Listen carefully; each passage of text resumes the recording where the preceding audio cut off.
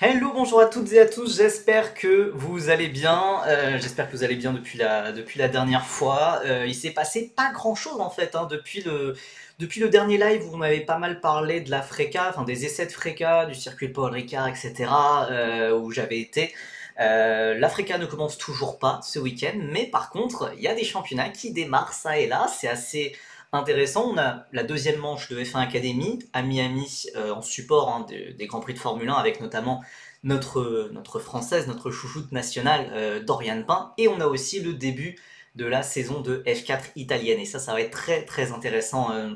Très très intéressant à suivre puisque voilà c'est un peu le top, c'est un peu le top de la F4 normalement, même si c'est un peu concurrencé quand même par la F4 espagnole, surtout depuis 1 an, 2 ans. Donc voilà, ça va être quelque chose d'assez sympa à suivre. Début de la F4 italienne à Misano. On va revenir aussi sur les autres actualités de la semaine. Alors évidemment, on va passer avec un PowerPoint, évidemment. Merci à ceux qui sont déjà là dans le chat.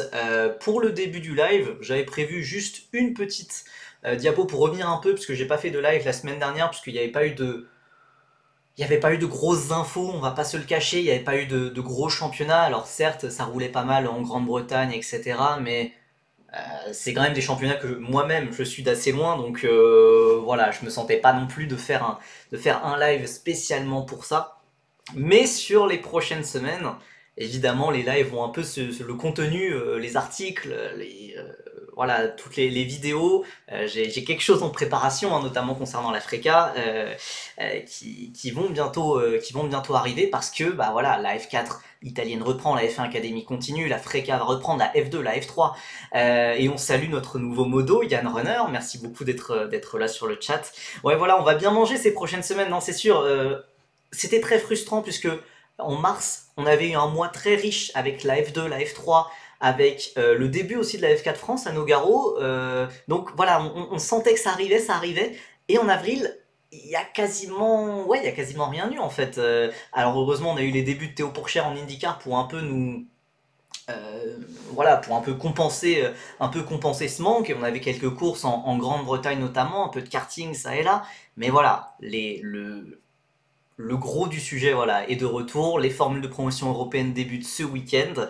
En tout cas, les formules de promotion principales débutent ce week-end avec la F4 italienne à Misano, notamment. Et puis voilà, les semaines prochaines, évidemment, on va parler beaucoup de la Freca. Hein. Vous savez que c'est mon championnat attitré hein, chez Feeder Series avec la F4 française. Donc évidemment, on va en parler beaucoup, puisque la Freca débutera à Hockenheim dans une dizaine de jours. Et ensuite, on aura le retour de la F2 et de la F3 à Imola, ouais, à Imola, oula, le gars qui suit, hein. Ah oui, à Imola.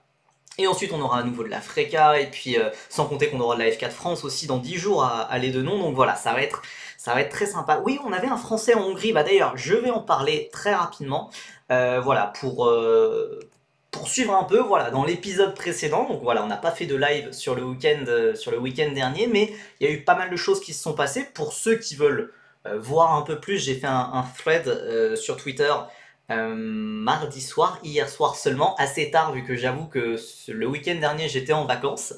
J'étais en vacances, du coup, voilà, j'ai un peu suivi ça de loin et j'ai pas eu le temps d'écrire tout ça lundi, donc c'est sorti mardi, ce qui est un peu tard.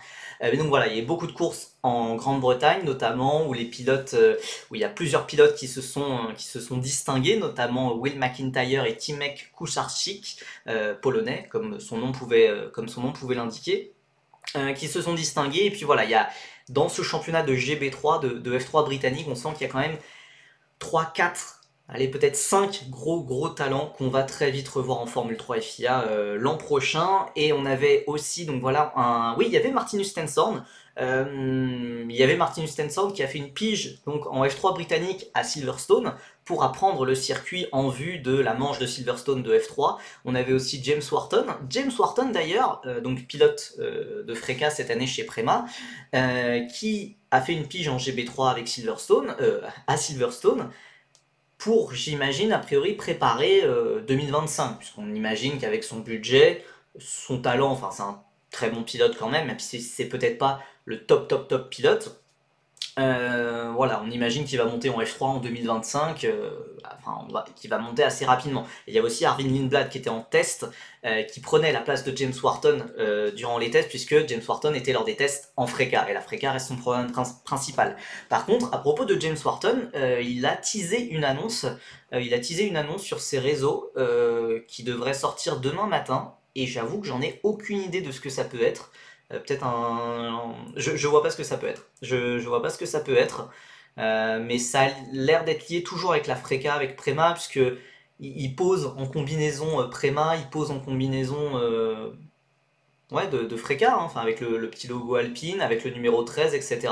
Ouais, en vrai, c'est peut-être un truc comme l'ouverture de sa boutique, hein, je sais pas, hein, ou peut-être un partenariat avec un truc de NFT ou de crypto ou je sais pas quoi, je sais pas. En tout cas, c'est assez mystérieux, mais il a teasé ça, donc ça sera à suivre demain. Et donc voilà, on avait aussi un Français en Hongrie, comme je sais toujours pas comment dire ton nom, mais Shaile Frederm nous l'a dit. Il y a un Français que j'ai découvert il y a 2 semaines, Jonathan Correrella, 17 ans, qui avait roulé en Formule Renault Cup dans le Trophée Tourisme Endurance. C'est une série amateur et il avait été champion, tout simplement. Donc champion d'une série amateur, ça vaut ce que ça vaut, et donc il a décidé de passer en Formule 4 sur l'une des moins bonnes équipes, et il s'est très bien débrouillé avec une quatrième place, avec pas mal de malchance, pas mal de petits incidents, un calage en course 2, il a été sorti en course 1 par un autre pilote, etc. Mais un rythme de course très bon, donc surprenant, voilà, j'attends pas grand chose, mais en tout cas c'était une bonne surprise. Donc voilà, Jonathan Correrella qui sera à suivre, euh, et c'est un peu la seule raison pour laquelle moi, j'avoue que personnellement, je vais suivre de loin la saison de F4, F4 d'Europe centrale. Et on avait aussi du karting en France, à Val d'Argenton, c'est dans le département des Deux-Sèvres, pour ceux qui connaissent. Il y avait le championnat d'Europe, et le championnat d'Europe, c'est plutôt pas si bien passé que ça pour nos pilotes français, hormis quand même deux très belles exceptions avec Andy Consani. Pour ceux qui connaissent le rallye, le GT, c'est le fils de Robert Consani et le neveu de Stéphane Consani. Donc voilà, grande famille de pilotes français. Andy Consani, 14 ans, né en 2010. Ouais, né en 2010, voilà, qui a fait sixième, qui a fait l'un de ses meilleurs week-ends, et vraiment c'est face à la crème de la crème, hein, du karting mondial et international. Donc ça progresse lentement mais sûrement, et j'ai hâte de voir ce que ça va donner. Donc voilà, pour l'instant, je le classe pas encore dans la même catégorie que je classais Deligny ou Gilter il y a 2 ans quand ils étaient en karting, mais voilà, Andy Consani, ça progresse et c'est intéressant à noter. Et on a aussi Louis Iglesias qui lui par contre il a tout juste 16 ans. Louis Iglesias qui a fait 8ème, qui a été un peu en difficulté sous la pluie, mais là aussi très très bon talent qu'on espère vraiment voir très vite, très très vite en F4. Voilà, j'ai entendu des bonnes nouvelles, mais je pense que ça serait que pour l'an prochain. Donc il va falloir un peu de s'armer de patience pour Louis Iglesias qui est actuellement 5ème au championnat. Bondare Ferramaker, ça bide un peu par contre, nous dit Xeland 4, et bonsoir Percy, bonsoir Xeland 4. Ouais, alors ils sont totalement passés à côté de ce week-end, c'est assez surprenant. Après voilà, il y a 4 week-ends dans le championnat d'Europe, donc on a un peu le droit à un joker. Bondare qui est totalement passé à côté, Radmaker c'est un peu limiter la cage, mais je sais même pas s'il a marqué des points qui sont réservés au top 15, je ne pense même pas. Donc ouais, c'est un peu surprenant vu qu'ils avaient très très bien commencé la saison. Donc ouais, un petit passage à vide aussi. Les conditions ouais, mouillées, pluvieuses, n'ont pas dû les aider. Louis Iglesias était très peu à l'aise aussi sur ces conditions, mais il a quand même fait 8ème. Donc, Arturo qui nous dit bravo à Turner à 22 ans, battre des gamins de 13 ans, c'est fort. Ouais, c'est vrai, c'est vrai. Bah voilà, il y a des pilotes dans la catégorie Oka, c'est l'une des catégories les plus prestigieuses, les plus relevées, où il y a des vrais pilotes professionnels en fait qui sont payés là pour faire leur carrière. La plupart des pilotes professionnels de karting sont dans les catégories plutôt KZ, KZ2, donc c'est des cartes à boîte de vitesse, alors que les cartes en OK Junior, etc., c'est des cartes qui n'utilisent qu'une seule vitesse, un peu les cartes qu'on peut avoir je vais pas dire les cartes de location qu'on peut avoir comme ça facilement sur un circuit, puisque c'est des cartes bien plus boostées évidemment. Mais voilà, pour faire gros, c'est quand même ça. Et oui, il y a quelques vieux pilotes qui se battent avec les pilotes en Oka. En Oka, c'est une catégorie qui est ouverte aux pilotes qui ont 14 ans dans l'année. Donc, comme Andy Consani, Louis Iglesias qui a 16 ans, etc. C'est des pilotes qui, pour la plupart, visent une montée en F4. Assez parlé. Ouais, c'est des cartes de lock boostées aux hormones. C'est un peu comme ça que je l'explique. J'avoue que je suis pas le plus grand spécialiste du karting, mais c'est un peu comme ça, je pense, dans ma tête. En tout cas, voilà, il n'y a pas de carte, il n'y a pas de boîte de vitesse, quoi. On passe maintenant à la F1 Academy. C'est la deuxième manche de la saison. La première manche, c'était il y a très longtemps. C'était il y a très longtemps. C'était à Jeddah, il y a presque 2 mois. Ouais, ça commence à dater quand même. Et voilà, on a ce championnat, ce classement au championnat qui nous fait mal aux yeux, puisque voilà, on a une leader du championnat qu'on pourrait limite qualifier de assez claire avec 11 points d'avance, mais oui, Abby Pulling est bien en tête du championnat avec 11 points d'avance. La pilote britannique, protégée Alpine, est en tête du championnat après la pénalité de 20 secondes de Dorian Pain en course 2 pour avoir fait 2 tours d'honneur, dont un à pleine vitesse car elle n'avait pas vu le drapeau à damier et n'avait pas été avertie par son équipe, on s'en rappelle. Donc c'est Abby Pulling qui est en tête du championnat. Je vais pas dire, enfin, c'est un peu immérité, certes, mais en attendant, elle a fait un excellent week-end à Jeddah et elle était vraiment assez proche du rythme de Dorian Pain, surtout lors de la course 1 où elle a fini dans la seconde de la pilote française. Donc voilà, ça va être intéressant de voir comment elle va continuer sa saison. Maintenant qu'elle est en tête du championnat, c'est certes avec beaucoup de chance, puisque c'est quand même une sorte d'événement paranormal quand même, enfin, de faire 2 fois un tour d'honneur. Bon, voilà, sportivement évidemment, Dorian Pain a éclaté le week-end de Jeddah, mais en attendant, petit désavantage pour Dorian Pain au plan comptable. Salut Nitram Nitram. Salut à tous ceux qui sont déjà présents dans le chat pour ce début de live. J'en profite pour remercier les quelques-uns qui ont follow la chaîne depuis le dernier live, c'est-à-dire depuis que Evan Gilter a follow. C'est-à-dire Evian LSB, je crois que tu l'avais déjà remercié, Valencia46 et Lakaeli. Merci beaucoup à vous deux, vous trois, je ne sais pas si j'avais dit. Donc voilà, Bipooling est en tête du championnat devant Maya Veug et Dorian Pain, donc un duo quand même assez rapproché, mais c'est clairement ces 3 pilotes qui verrouillent les 3 premières places de chaque session, chaque qualif, chaque course.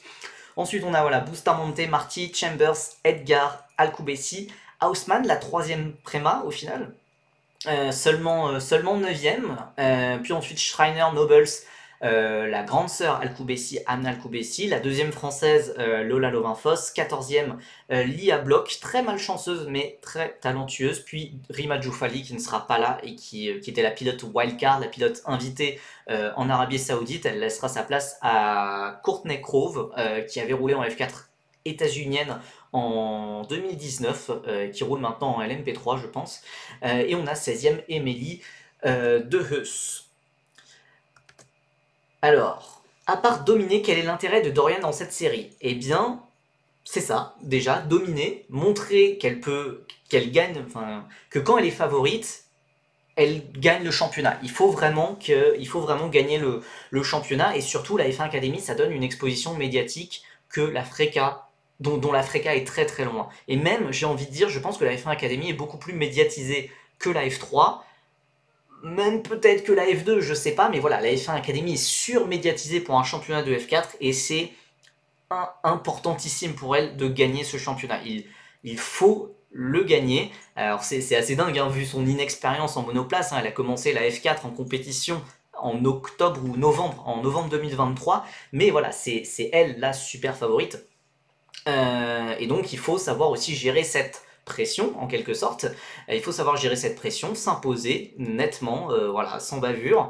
Et voilà, le fait qu'elle fasse d'autres championnats à côté, qu'elle fasse le WEC, qu'elle fasse l'IMSA, qu'elle fasse évidemment la FRECA avec Iron Dams, ça montre que voilà, elle veut se préparer en WEC face à des top pilotes de niveau, voilà, de niveau mondial, de niveau international, des pilotes pro. La FRECA évidemment, ça va l'approcher de la F3, ça va lui apprendre des choses qu'elle ne peut pas apprendre en F4, et c'est un championnat beaucoup plus compétitif. On sait que l'objectif pour Dorian Pin, c'est vraiment de... l'objectif pour Dorian Pin, c'est de monter en F3 en 2025. C'est voilà, un peu de speedrun la pyramide des formules de promotion, puisque l'air de rien, Dorian Pin, elle a déjà 20 ans. C'est loin d'être dramatique, puisque voilà, si elle arrive l'an prochain en F3, elle n'aurait que 21, enfin, elle aurait 21 ans, elle aurait 21 ans en F3, c'est pas infamant, hein. Victor Martin, s'il a gagné son titre en F3 à 21 ans, personne ne lui en veut, hein.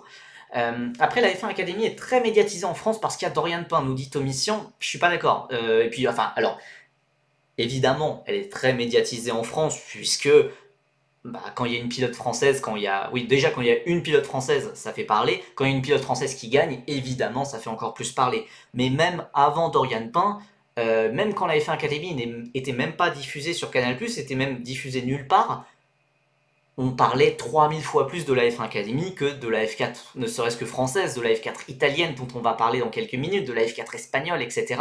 Alors qu'en F4 espagnole, on avait deux pilotes qui jouaient le titre avec Théophile Naël et Enzo Dellini. Et ça, je pense pas dire de bêtises en disant que par exemple Canal+ n'a jamais parlé d'eux. Je sais que Canal+ les regarde et suit leur carrière, etc. Mais ils n'ont jamais parlé de la F4 espagnole, alors que la F1 Academy, ils en parlaient, même quand il y avait que Lola Lowenfoss qui faisait 9ème à la course 2 à grille inversée, quoi. Au test à Zandvoort, Pouling a systématiquement fini devant Dorian, non, pas d'inquiétude. Je pense pas d'inquiétude, alors c'était des tests assez particuliers avec beaucoup de pluie, et je pense que Dorian Pin a très peu piloté sous la pluie en monoplace. Je pense que ça peut expliquer, donc faut espérer qu'il pleuve pas, mais je pense que c'est l'une des raisons qui peuvent expliquer le fait que Abby Pouling était devant Dorian Pin. Et Dorian Pin était loin d'être à la rue, hein, elle était deuxième ou troisième. Donc voilà, je pense qu'elle apprend le pilotage sous la pluie. Hein. J'ai pas mémoire de journée de test ou de course qu'elle aurait fait sous la pluie. C'est clairement pas en roulant aux Émirats Arabes Unis cet hiver qu'elle allait apprendre à rouler sous la pluie. Homero qui nous dit elle lâche l'endurance petit à petit, ouais, vu qu'elle quitte le WEC après le Mans et qu'elle est plus en IMSA. Oui, non, mais elle va faire elle va faire les 24 heures du Mans et voilà, c'est. De toute façon, c'était sûr qu'elle allait pas pouvoir tenir un triple programme avec l'Afreca, avec la F1 Academy, avec le WEC. Enfin, ça fait beaucoup trop. Et puis, on sait que son objectif à elle, c'est la monoplace. Merci beaucoup Gaspachette qui a utilisé un bit. Ça faisait très longtemps que j'avais pas vu cette chose. Donc si vous voulez donner un peu, faites-vous plaisir. Je reprends les questions un peu, un peu dans l'ordre. Peu importe l'âge du moment qu'elle y arrive, on est trop habitué aux pilotes qui montent très vite, très jeunes. Je suis assez d'accord. Hein. Pas de jeunisme hein, ici. Hein. Tout ce qui compte au final, c'est l'expérience. Après, il peut y avoir des choses un peu physiques, genre par exemple, quand on arrive un peu trop jeune, on peut être pas assez prêt physiquement. Enfin voilà, il y a des choses un peu physiques qui peuvent expliquer un petit déficit de performance, mais entre un pilote de 18 ans, un pilote de 20 ans, ça va pas changer grand chose quoi.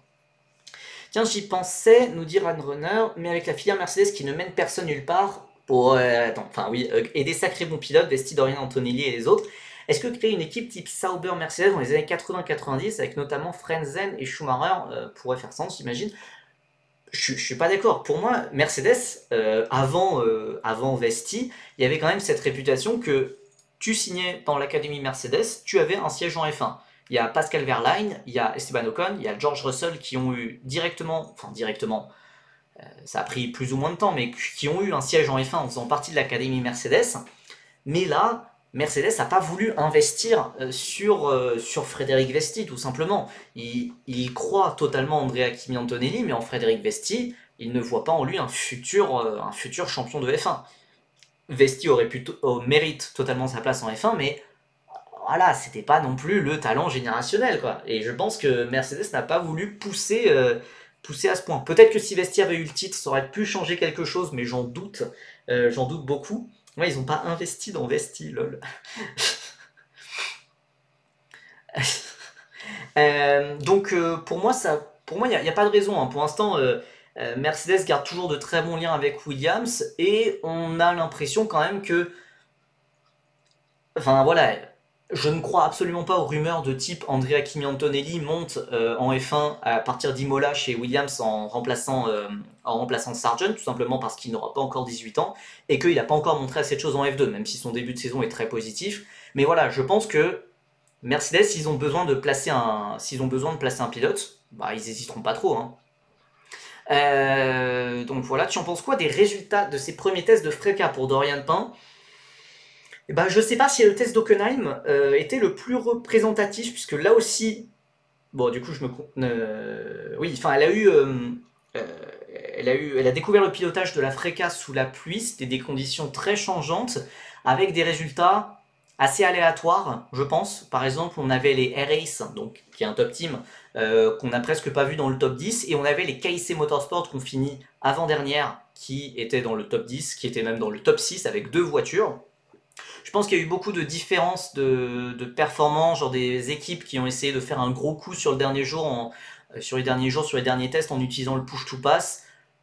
Pour moi, c'est pas super représentatif. Ce qui m'a plus embêté, c'était le premier jour, elle a fait très peu de roulage sur la Freca avec Iron Dams, alors que Dorian Pain, ça sera la pilote qui aura manqué quasiment tous les tests de pré-saison. Elle n'a pas fait Barcelone, elle n'a pas fait le Castellet, elle a juste fait Hockenheim, qui sera le théâtre du premier round de la saison dans 10 jours. Donc elle a eu, je sais pas, j'imagine qu'il y a eu des problèmes mécaniques, mais c'est la pilote qui a le moins roulé lors du premier jour. Heureusement, elle a compensé un peu ça sur le deuxième jour, elle a vraiment beaucoup roulé. Mais voilà, elle a battu Marta Garcia sur le deuxième jour, c'est bien. Euh, pour moi, il faut vraiment pas s'attendre à grand chose de Dorian Pain sur le début de saison. Sur le début de saison, puisque pour moi, elle sera pas assez bien préparée, même si elle connaît le pilotage de la Freca. Elle a déjà eu des tests sur la voiture de Freca depuis fin 2022. Donc, je suis pas non plus super inquiet, mais voilà, elle a manqué. Pour moi, il faudra au moins 2-3 week-ends de rodage, peut-être.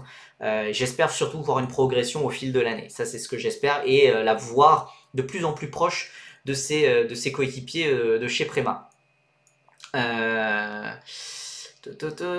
J'ai dit à un gars sur TikTok que Kimi à Imola c'était impossible. Ça fait 3 jours qu'ils me font des arguments impossibles du type si la FIA n'accorde pas une exception pour Antonelli, c'est une erreur de Mercedes. Ah. Bah après, non mais enfin, la FIA ils peuvent faire des dérogations, hein. Ils peuvent faire des dérogations. Le truc c'est que je vois pas sur quel argument tu pourrais baser ta dérogation. Enfin, ça a juste aucun sens pour moi. Ça a juste aucun sens. Le gars, il a 6 départs en F2, il a 0 podium, il a 0 pole position. Il n'est pas encore prêt. Il le sera peut-être dans quelques semaines, dans quelques mois. Même d'ailleurs, je n'exclus absolument pas le fait que dès qu'il ait 18 ans, Antonelli monte en F1 pour le préparer peut-être, etc. Je n'exclus pas ça, ça dépendra surtout des prochains week-ends. Mais mais pour moi, non, enfin.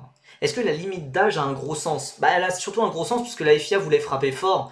La FIA voulait frapper fort et après le truc Verstappen qui était extrêmement rapide certes mais qui avait aussi été un peu dangereux quand même hein, sur sa première année. Euh, et, et en fait on n'a pas eu d'autres cas en dehors de Verstappen, enfin Antonelli est le seul cas où on se pose la question de est-ce que ça pourrait être intéressant d'enlever cette limite d'âge, etc. Enfin je sais pas, je trouverais pas ça très sérieux de la part de la FIA d'enlever cette règle. Pour moi il n'est pas encore prêt, pour moi c'est un énorme talent et il sera probablement prêt un moment, dans un an, ou dans 6 mois, ou dans 3 mois, je sais pas, mais pour l'instant il n'est pas prêt. Il n'a pas montré assez de choses en F2. Sur son week-end de Melbourne, il a fait une qualif exceptionnelle, mais en course il y avait encore trop de déchets. Il n'est pas encore prêt. Donc voilà, pour moi le voir à Imola dans la F1 de Sargent, ça serait déjà extrêmement injuste pour Sargent de se faire virer après 6 Grands Prix. Mais bon, enfin 6, 5 vu que voilà, Williams ne lui fait pas confiance. Donc je sais pas, enfin, peut-être attendre la pause estivale au moins, je sais pas. Ce serait bien si Dorian Pain faisait jeu égal avec des Dominguez ou des David. Ouais, bah c'est dur. Pour l'instant, je pense vraiment que le premier week-end, ça va mettre une petite clim à tout le monde et qu'elle va plutôt jouer les top 20, mais qu'il va falloir monter, il va falloir monter en régime au fil de la saison. Est-ce que du coup on pourrait pas juste obliger à faire au moins 80% d'une saison de F2? Ouais, 80% ou pourquoi pas 70? Enfin, après c'est Après, c'est des limites peut-être un peu arbitraires, et puis ça voudrait dire aussi que tu empêches les pilotes d'IndyCar ou de WEC ou de je sais pas quoi de venir en F1. C'est pas. T'empêches un Colton Herta par exemple de venir en F1. Enfin, Colton Herta c'est très has-been maintenant, puisque plus personne ne parle de la F1 pour lui, mais ouais, compliqué. Compliqué, mais voilà. Pour en revenir à Dorian Pain, ça va être très intéressant. Voilà, elle a une revanche à prendre ce week-end. Elle doit gagner, si possible, les 2 courses et reprendre la tête du championnat. Et voilà, que le souvenir de Jeddah soit vraiment derrière elle. À Miami, c'est un circuit que toutes les équipes vont découvrir. Aucune équipe n'a roulé sur ce circuit avant. Donc voilà, le truc pour Dorian Pain, comme je le disais un peu plus tôt pour la F1 Academy à Jeddah, c'est que elle passe d'une voiture à l'autre. À Jeddah, elle sortait de, je pense, des 24 heures de Daytona ou peut-être des 12 heures de Sebring ou quelque chose comme ça, et elle passait à la F4. Et là, pareil, elle a eu pas mal d'essais, enfin, elle a eu les essais collectifs de Freca à Hockenheim avec Aaron Dams, et là, elle va passer en F4. Donc c'est encore, voilà, elle change de voiture d'un week-end à l'autre, même d'une semaine à l'autre. Le circuit de Miami en F4, il va être long. Ah ouais, ça va pas être très... Enfin, ouais, je sais pas trop ce que ça va donner, parce que du coup, il va peut-être y avoir pas mal de zones de dépassement qui n'existent pas en F1, mais qui, bah, sur des petites voitures avec la F4 peuvent être créées. Mais je sais pas trop ce que ça va donner. Mais ça va être très lent, mais je pense qu'on va avoir plus d'action qu'en F1. D'ailleurs, Colton Herta sacrément surcoté au passage pour en parler de la fraude de cette rumeur en F1. Moi, j'ai jamais vraiment cru, mais après, hein, si le projet Andretti se concrétise un peu plus et si Colton Herta a de nouveau de bons résultats, parce qu'en ce moment c'est assez compliqué en IndyCar, pourquoi pas à un moment. Pour les pilotes wildcard, ils sont obligés de choisir une pilote du pays en question parce que vu les autres circuits, ça craint un peu. Je pense non, c'est pas une pilote du pays en question, mais c'est une pilote régionale. Donc derrière régional, qu'est-ce que tu mets derrière ça? Genre il y a une manche en Espagne. Est-ce que tu as le droit de prendre une pilote française du coup? Je sais pas. Est-ce que tu as le droit de prendre une Lisa Billard? Je sais pas. Non, je pense pas.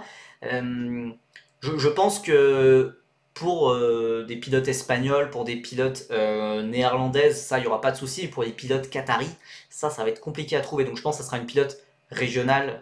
Ils vont essayer de trouver une pilote voilà, de la région du Moyen-Orient. Je sais pas trop comment ça va se passer. Il mène le championnat quand même. Colton Herta. Attendez, sérieusement? Puisque moi j'ai regardé. Pour l'instant, moi l'IndyCar, j'avoue que j'ai juste regardé les 2 courses. J'ai juste. Sérieusement? Il m'a tellement fait aucune impression quand j'ai vu les 2 dernières courses. Ah bah écoutez, bah my bad, my very bad. Ah, je suis choqué. À cause de la pénalité des Penske. Ah oui, c'est vrai, oui, oui, oui, oui. Oui, j'ai pas trop suivi le drama, mais... Ah ouais, il est en tête du championnat, ok. Puisque oui, pour moi, j'avais juste entendu parler de Willpower et tout, de Palau, enfin... Ok. Bah écoutez, my bad. My bad. Bon, en tout cas, je sais pas, Colton Herta, moi, voilà, j'en ai pas beaucoup entendu parler. Mais voilà, on va voir hein, s'il arrive à retrouver des points de super licence, puisque là, il en a presque plus aucun, hein, des points de super licence. Il est maintenant très très loin de la F1. Il est régulier alors qu'il est pas fou, et probablement un des leaders les plus invisibles de l'histoire. Bon, ça me rassure, je suis pas tout seul au moins. Donc voilà, pour Dorian Pain, ça va être intéressant à suivre ce week-end. Il faut gagner. Surtout face à elle, il y a 2 pilotes assez dangereuses, avec notamment Abby Pulling, qui est forcément la leader du championnat, qui était très proche d'elle, qui était très proche de Dorian à Jeddah. Je l'attendais clairement pas à ce niveau après une saison de F1 Academy 2023 assez compliquée où elle n'avait pas gagné une seule course. Donc là voilà, elle doit confirmer. Le souci pour elle, et j'ai vu quelqu'un en parler dans le chat, c'est que Abby Pulling, elle s'est pris une petite claque le week-end dernier, c'est voire même pris une grosse claquasse.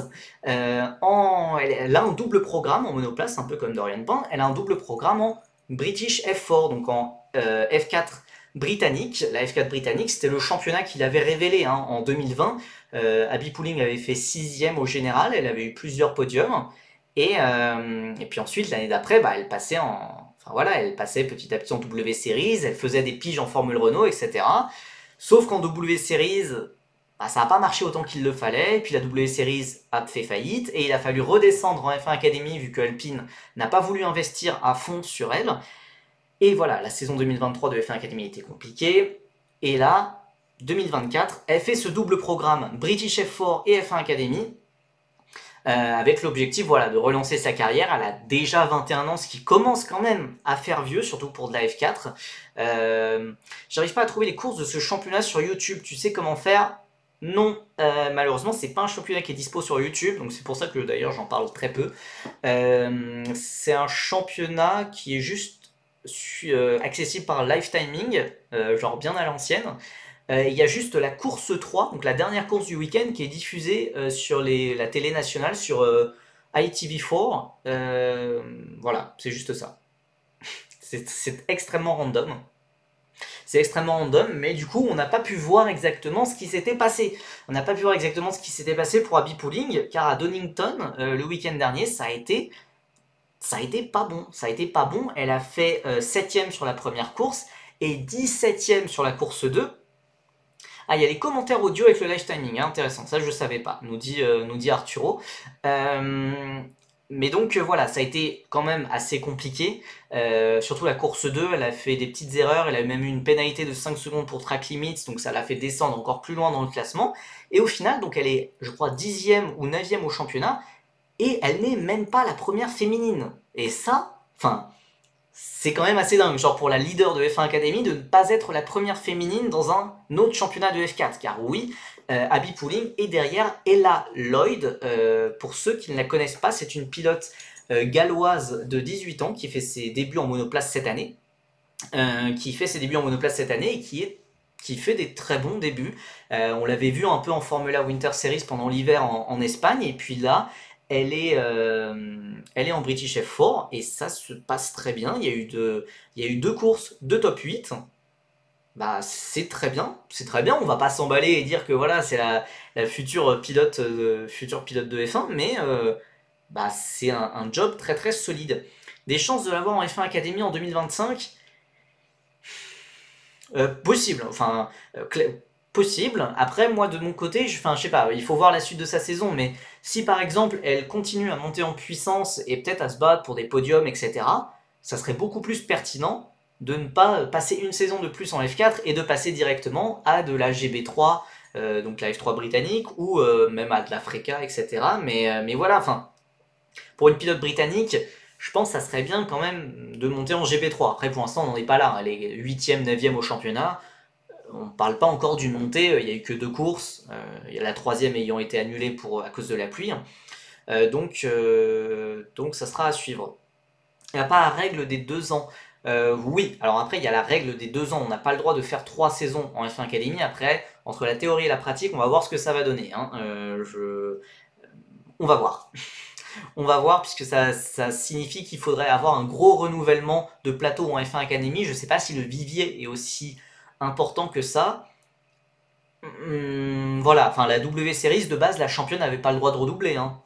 Voilà, je dis ça, Jamie Chadwick a fait carrière pendant toute la durée de l'histoire de ce championnat. Donc, voilà. Oui, il y a les sœurs Bevichkova, les 3 sœurs, c'est vrai, qui arrivent, mais qui sont plus si jeunes non plus. Donc, voilà. Donc voilà, Abby Pulling, ça va être intéressant de voir comment elle va se remobiliser après ce meeting très très compliqué à Donington Park. Et Maya Veug, il faut très vite relancer la machine, car pour moi, dans ma tête, en tout cas en début de saison, c'était elle surtout l'adversaire principal de Dorian Pain. C'était l'adversaire principal de Dorian Pain. Et là, ouais, de Maya Veug, on rappelle, qui a fini 17ème de Freca pour la toute petite KIC Motorsport, qui avait marqué 100% des points de son équipe, qui avait même eu une victoire rookie à Spa-Francorchamps. Et là, donc forcé d'être rétrogradé en F1 Academy, en F4, très léger le programme de Veug en 2024. Ouais, pourquoi Ferrari pousse pas? Le potentiel était monstrueux en Freca. Oui, je suis d'accord et je ne comprends pas. Je comprends pas. Quand faut signer des contrats à je ne sais combien de millions d'euros, quand faut signer Adrian Newey, quand faut signer Lewis Hamilton, là il y a des millions. Par contre, pour soutenir une pilote pour faire une saison de Freca chez Prema, il n'y a plus personne. Je sais pas. Je sais pas. J'ai pas d'explication sur le fait de pourquoi Ferrari soutient aussi peu Maya Veug. Alors je pense que Enfin, ouais, puisque Ferrari a 2 pilotes féminines dans son académie, puisqu'il y a aussi Aurelia Nobles. Donc, théoriquement, ils auraient pu mettre genre Aurelia Nobles avec les couleurs Ferrari en F1 Academy. Euh, je, je sais pas quel est le projet de Ferrari pour elle, mais c'est une catastrophe. Et surtout, ben voilà, Maya Veug, elle a tout à perdre, et pour l'instant, elle est en train de tout perdre. Puisque clairement, si elle est battue par Dorian Pain, qui est rookie en monoplace, bah comment tu peux rebondir après ça? Je la vois pas rebondir en fait. Une troisième voiture avec Pain et Garcia aurait pas été déconnant chez Iron Dams, mais ça aurait été génial. Et surtout, elle a déjà une saison de Freka entière dans les pattes avec KIC. Là, enfin en plus, Iron Dams, pour ceux qui n'étaient pas là lors du live précédent, Iron Dams c'est Prema. Ça sera des quatrièmes, des cinquièmes voitures Prema, juste sous une autre bannière, sous la bannière Iron Dams. Je comprends pas. Franchement, elle aurait été française, j'aurais pété un câble, j'aurais sorti des tweets tous les jours pour insulter Ferrari. Je comprends pas ce que Ferrari fait avec Maya Veug. Enfin, là, c'est du niveau Sauber Academy qui gère la carrière de Théo Pourchaire. Enfin, ça n'a aucun sens. Ça n'a aucun sens. Ferrari a plus d'intérêt à la faire monter. Ils ont déjà Taponen et Camara au niveau Formule régionale. Ouais, mais Taponen et Camara, voilà, enfin, c'est des talents exceptionnels qui vont sûrement se battre pour le titre, mais je suis désolé. Ben, si une pilote féminine se bat devant, joue des podiums, joue des victoires, vous imaginez pas tout le bordel médiatique que ça peut faire. Enfin, c'est. Enfin, je pense que voilà, si Maya Veug fait des podiums, c'est beaucoup plus valuable, c'est beaucoup plus important pour Ferrari, pour n'importe qui que ouais, Taponen qui fait des victoires, ouais, c'est qui ce pilote, personne ne le connaît. Maya Veug, c'est quand même un nom dont on entend quand même parler depuis quelques années. Ouais, je sais pas, enfin, une femme qui performe, ça va faire parler, c'est sûr. Donc, et Maya Veug, au vu de ce qu'elle avait montré l'an passé, elle méritait d'avoir cette opportunité-là, d'être en fréca chez Prema, ou au moins d'être en fréca chez Iron Dams, qui reste Prema. Je comprends pas. Veug a peut-être pas le budget pour une saison en fréca dans le giron Prema. Ah mais enfin, ça c'est sûr que Veug n'a pas le budget, mais justement Ferrari devait faire un effort. Après, voilà, on sait que c'est pas dans les habitudes de Ferrari de soutenir des pilotes. C'est plutôt des pilotes qui payent pour être dans l'académie, généralement. Maintenant, voilà, enfin, il y a des exceptions. Mais voilà, enfin, Ferrari devait l'aider. Ferrari devait l'aider à continuer en fréca. Je crois que chez Ferrari, ils payent pas les saisons de leurs pilotes. Ouais, non, mais c'est ça. Je crois qu'il y a quand même des exceptions. Bah, par exemple, Charles Leclerc, c'est pas lui qui payait. Hein. Il avait clairement pas l'argent. C'est Jules Bianchi qui avait dit à Ferrari de le prendre et de miser sur lui. Et c'est Ferrari qui, du coup, finançait pas mal la carrière de Charles Leclerc. Ferrari, enfin, je tente de voir là dans les pilotes de l'académie actuelle qui pourrait financer, mais je crois que c'est tous des pilotes assez riches financièrement. Je crois. Je vois pas de. Hormis du coup Maya Veug qui doit son accession dans la Ferrari Driver Academy grâce pour avoir remporté le FIA Girls on Track il y a maintenant 3 ans, 3-4 ans. Ouais, peut-être Taponen, j'ai un doute sur Taponen, mais je sais qu'il y a pas mal de sponsors sur sa voiture, dont notamment le Wihuri, qui est un sponsor finlandais qui avait notamment soutenu Bottas pendant pas mal d'années. Donc je sais qu'il a des sponsors, je sais pas à quel point, je sais pas la situation financière de Taponen, mais ça va, elle s'en sort mieux que la vainqueur de cette année. Ouais, bah même la vainqueur des 2-3 dernières années, hein, dont on n'entend absolument pas parler. Hein. Franchement, bah, d'ailleurs, c'est pour ça que c'est la dernière année du FIA Girls on Track. Hein. Visiblement, Ferrari ne suit pas derrière ou il n'y a pas vraiment d'opportunité. C'est dommage. C'est dommage parce que c'était vraiment un très très bon concept. Mais voilà. Donc Maya Veug, on va espérer qu'elle rebondisse assez vite. Alors qu'elle rebondisse assez... Enfin, on va espérer. Oui et non, hein, tant qu'elle reste Dorian Pain, moi ça me va. Mais voilà, pour le bien de sa carrière. Voilà, malheureusement, elle a tout à perdre en F1 Academy et il faut absolument rebondir maintenant, enfin en tout cas très rapidement si elle veut espérer encore monter en Freca ou en F3, enfin remonter en Freca ou monter en F3. un jour, mais pour l'instant c'est Dorian Pin qui est clairement la mieux placée pour aller chez Prema en F3 l'an prochain. Écoutez, on peut parler des autres pilotes très rapidement, mais je pense que c'est assez anecdotique hein, en dehors de ces 3 pilotes-là.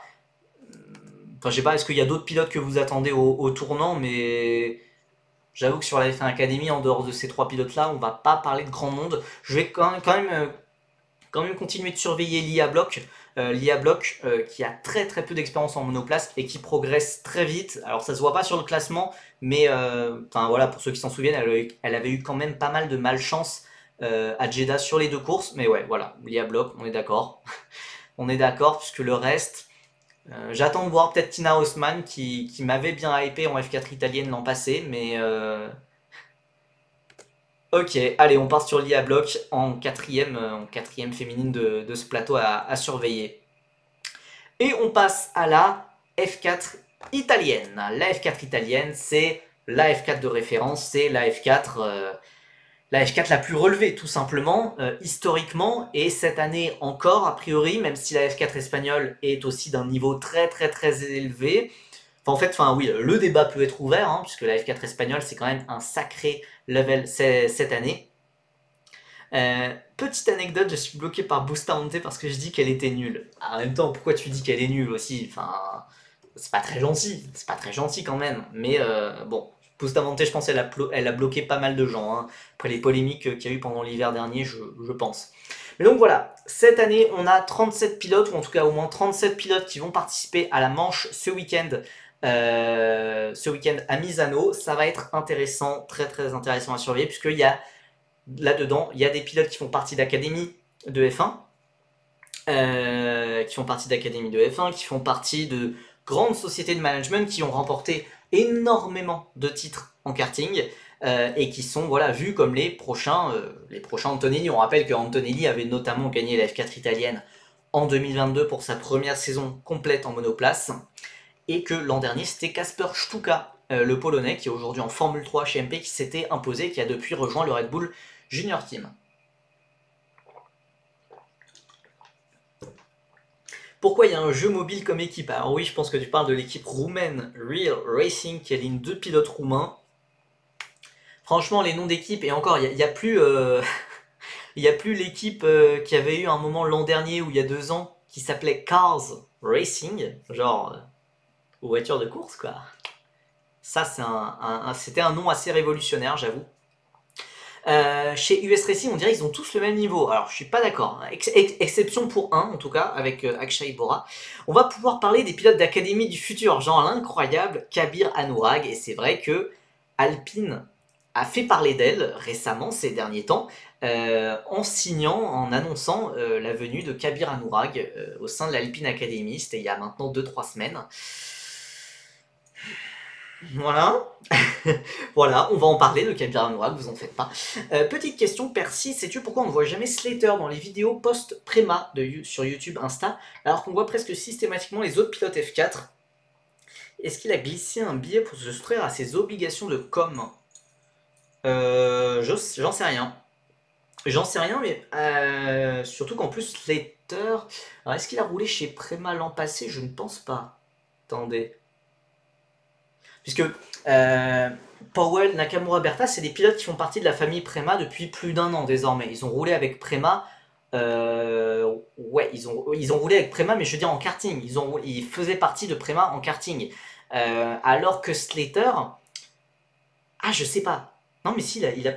Ah, zut, je m'en veux. Je m'en veux de pas savoir ça. Mais Prema a maintenant une équipe en karting qui, en fait...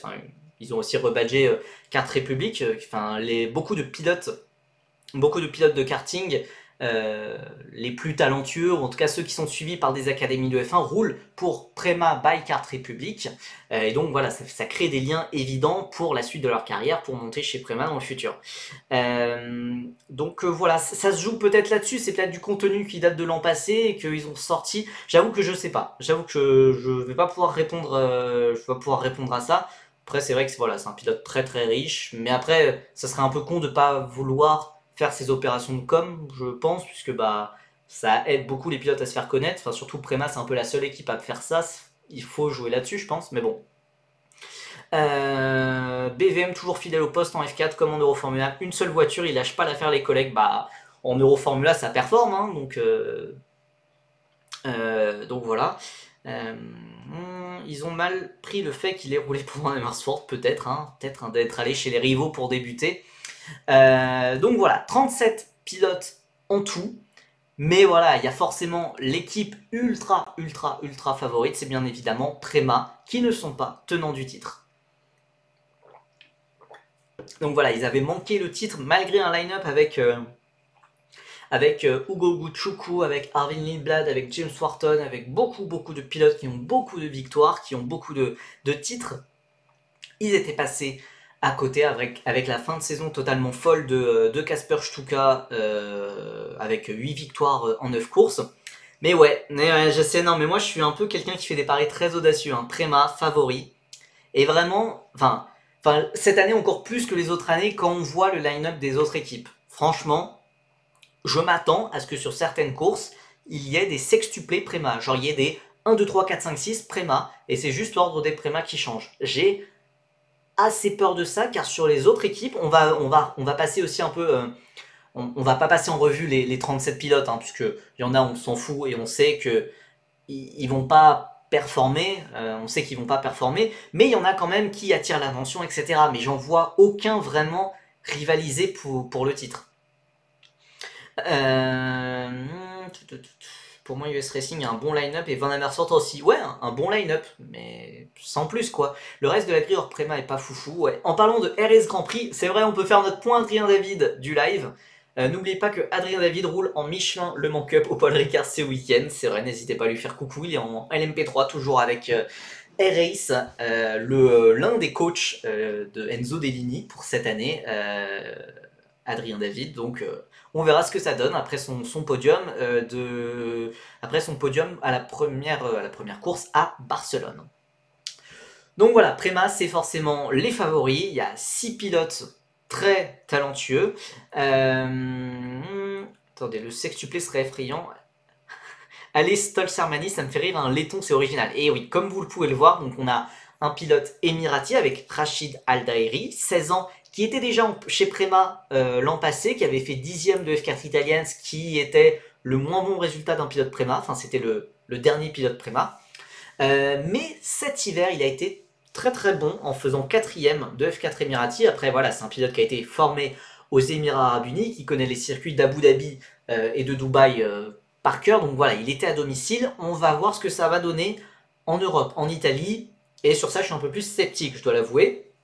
On a Freddy Slater, 15 ans, britannique, qui a tout gagné. Il a tout gagné. On va y revenir un peu plus tard. Thomas Stolz-Hermanis, le pilote laiton de 16 ans, qui lui va découvrir Prema, qui a juste fait 2 week-ends en F4 Emirati cet hiver, qui explique sa 18e place. On a Dion Gauda, 4e en UAE, Stolz-Hermanis.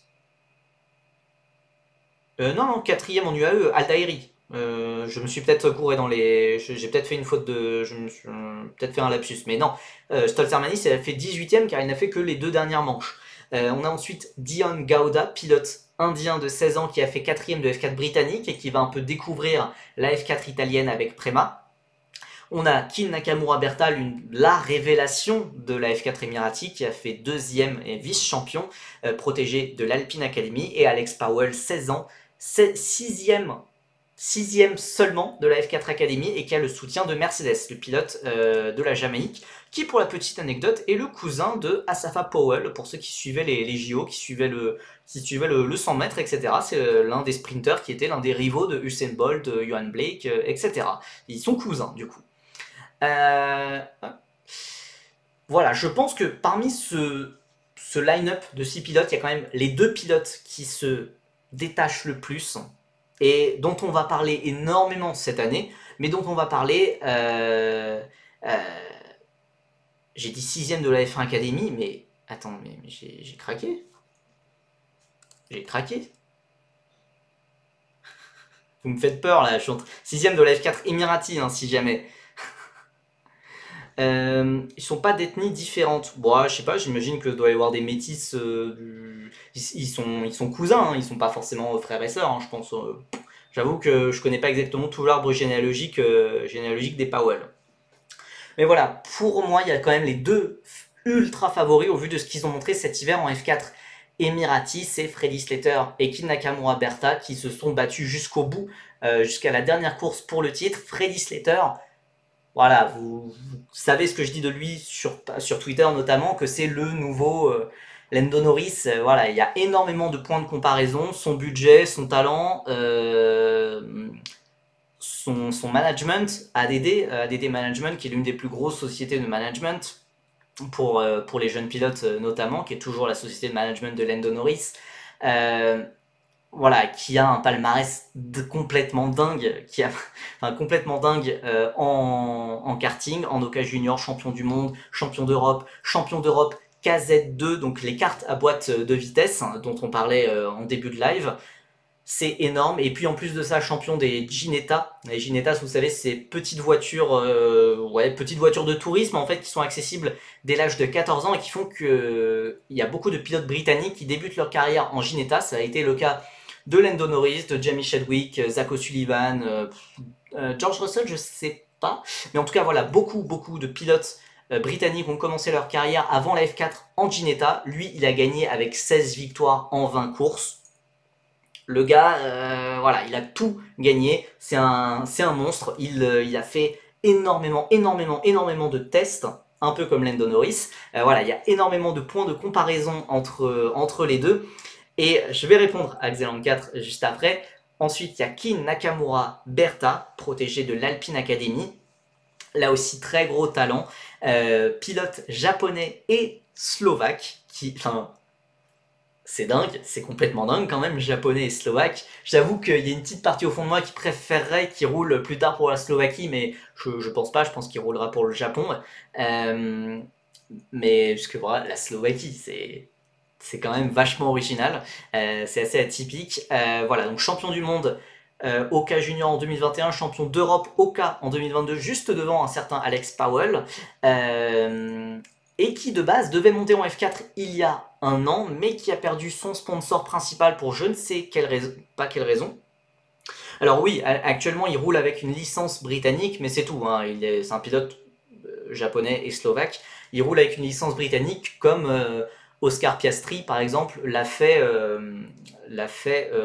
pardon, je me suis perdu, comme Oscar Piastri l'a fait jusqu'en 2019, année de son titre en Formule Renault Eurocup. Oscar Piastri, il roulait avec licence britannique. C'est pour des raisons administratives. Je sais que le Japon donne des licences internationales très tard, limite plus tard que la France, et je pense que c'est pas impossible que Nakamura Berta soit encore sous licence britannique cette année, mais en vrai c'est un pilote japonais, quoi. C'est un pilote japonais. Donc voilà, c'est Nakamura Berta, il teste la F4 depuis plus d'un an, il a testé fin 2022, mais il a fait beaucoup moins de tests au final que Freddy Slater, qui est un an plus jeune. Freddy Slater c'est en 2008, Nakamura Berta c'est en 2007.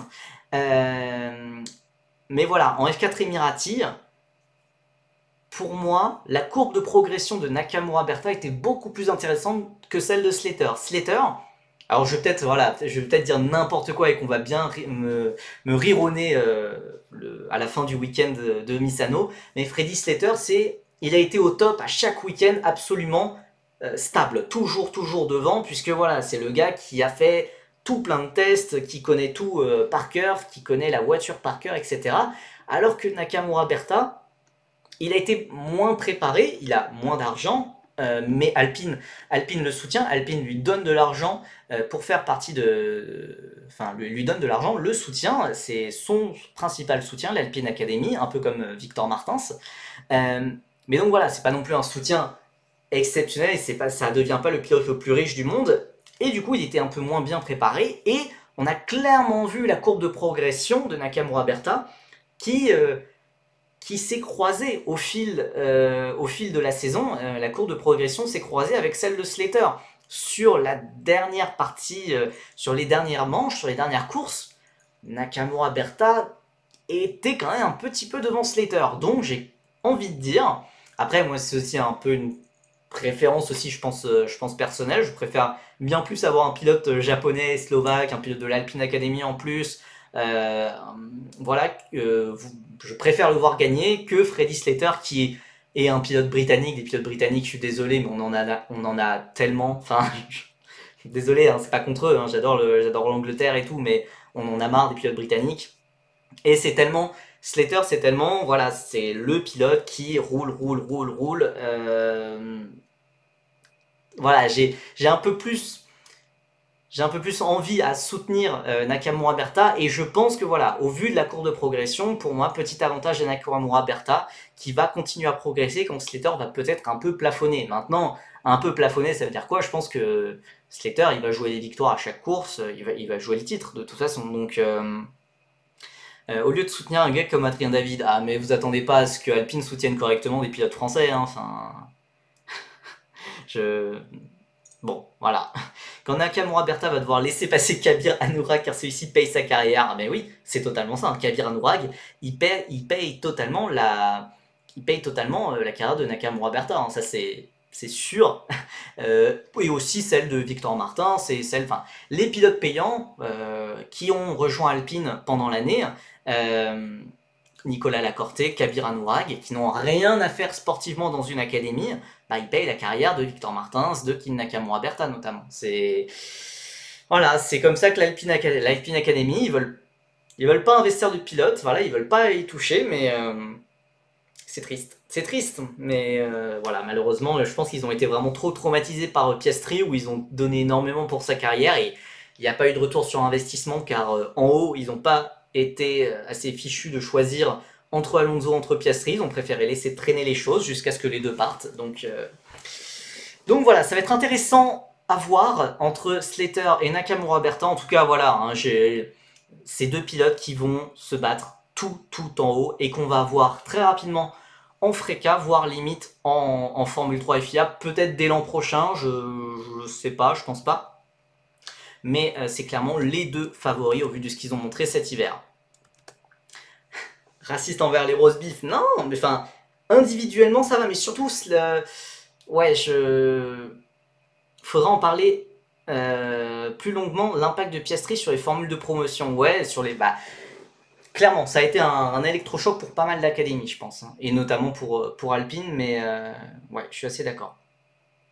Je vois bien Enzoye être surprenant cette année chez Prema. Alors Enzoye, on va en parler un peu plus tard. Mais voilà, il y a deux gros pilotes que j'ai envie de surveiller chez Prema. En plus, enfin que j'ai envie de surveiller particulièrement, c'est Alex Powell, qui est un pilote Mercedes, qui a rejoint Mercedes quand il avait juste 12 ans à peu près. Qui a aussi, là encore, un énorme palmarès en karting, aussi bien en Oka qu'en KZ2 avec les boîtes de vitesse. Mais pour l'instant, on l'a beaucoup moins vu que Nakamura Berta ou que Slater. Pour l'instant, alors oui, il y a eu une victoire en F4 Emirati, mais c'est un peu tout. C'est un peu tout. Il était tout juste devant Dorian Pain au classement. Bon, pour l'instant, voilà, on n'est pas encore emballé. On a vu parfois des coups d'éclat, mais c'est pour l'instant, il n'y a pas du tout autant d'assurance que pour Slater ou pour Nakamura Berta. Il va falloir voir comment ça va se passer pour le pilote jamaïcain de 16 ans. Et aussi, on a Thomas Stolzermanis, et ça, donc voilà, pilote laiton de 16 ans, qui a là aussi, qui fait partie des top pilotes. On est sûr que c'était Alex et pas Alice Powell. Aïe, ça clash. Ça clash. Thomas Stolzermanis, c'est voilà, l'un des top pilotes européens de karting depuis ces dernières années, et qui, lui, n'a jamais été chez Kart Republic, n'a jamais été chez Prema. Donc, je mets encore plus de... Enfin, je le félicite encore plus pour ses performances, tout comme je félicitais Enzo Dellini, car il était chez Paroline, qui n'était pas un top team, tout comme je félicitais Evan Gilter, car il était chez je sais plus qui. Voilà, c'est intéressant quand les pilotes ne performent pas chez Kart Republic. Alors, de mémoire, je pense que Gilter était dans une équipe satellite de Kart Republic, donc bon, voilà. Mais Thomas Stolzermanis, il a été très impressionnant en F4 avec un podium d'entrée de jeu. Hein. Il a remplacé Dorian Pain sur la dernière manche de F4 Emirati et il a été très bon avec un podium direct. Voilà, moi je suis hypé clairement par Stolzermanis. Voilà, les nationalités atypiques, vous savez que j'adore ça, donc voilà, j'espère que ça va performer. Mais Il n'a pas fait toute la saison de F4 Emirati, donc voilà, il sera peut-être un ton en dessous de Slater, Nakamura, Berta ou même Powell, en tout cas au début, surtout voilà, ce week-end à Misano. Je sens que Stolzermanis va être mon chouchou de la saison F4 Italie. Bah j'avoue, un pilote laiton, c'est trop drôle quoi. Enfin, c'est... Bon, on a aussi voilà l'équipe tenante du titre, US Racing, l'ancienne équipe de Théo Pourchaire, hein, pour ceux qui s'en rappellent, quand il roulait en F4 allemande en 2019, il avait gagné le titre avec eux. US Racing a gagné la F4 italienne avec Kasper Stuka. Honnêtement, ça va être très compliqué quand même de se battre avec Prema. Le seul espoir légitime pour moi, il vient de Akshay Bora, qui est un pilote avec beaucoup trop de nationalités, indien, américain, Singapour et britannique. Mais je crois que britannique c'est aussi administratif, alors que Inde, États-Unis, Singapour c'est vraiment ses nationalités, ou en tout cas ses origines. Voilà, 8ème de F4 italienne l'an passé, et qui a fait de très bons essais en Freca pendant l'hiver chez AirAce. Je pense que c'était l'un des plans B. Derrière, si par exemple Enzo Dellini avait une sanction, avait une suspension pour ce qui s'était passé, je pense qu'ils auraient pris Akshay Bora. Il a un lien avec Bora en Freca, oui, c'est le petit frère. C'est le petit frère de Nikhil Bora qui est en Freca chez MP Motorsport. Voilà, il a été très très bon l'an passé, il m'a vraiment surpris en F4 italienne et il mérite totalement de monter en Freca. Malheureusement, il repart pour une nouvelle année en F4.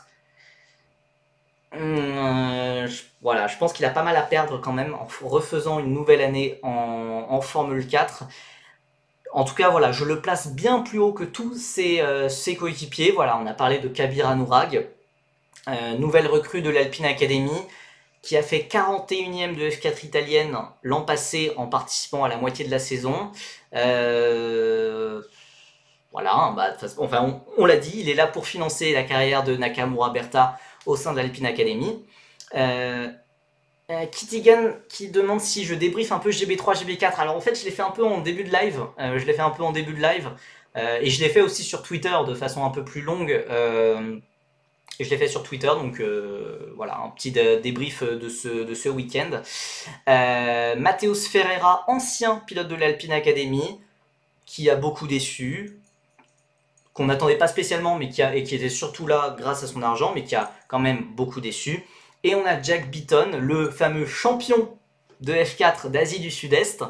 Pour ceux qui se rappellent de la F4 d'Asie du Sud-Est en fin d'année dernière, il était champion parce qu'il avait fait tous les week-ends. En fait, il y avait eu 3 week-ends, il avait fait le premier week-end, et le deuxième week-end, il y a Adrien David qui est venu, qui a fait une triple victoire, et Dorian Pain qui faisait des podiums, et sur le troisième week-end, Dorian Pain faisait des victoires, et a fini, je crois, vice-championne, en ayant loupé du coup un tiers de la saison. Donc voilà, champion de F4 d'Asie du Sud-Est, mais c'est à mettre avec des guillemets quand même, puisque voilà, il était derrière Dorian Pain notamment.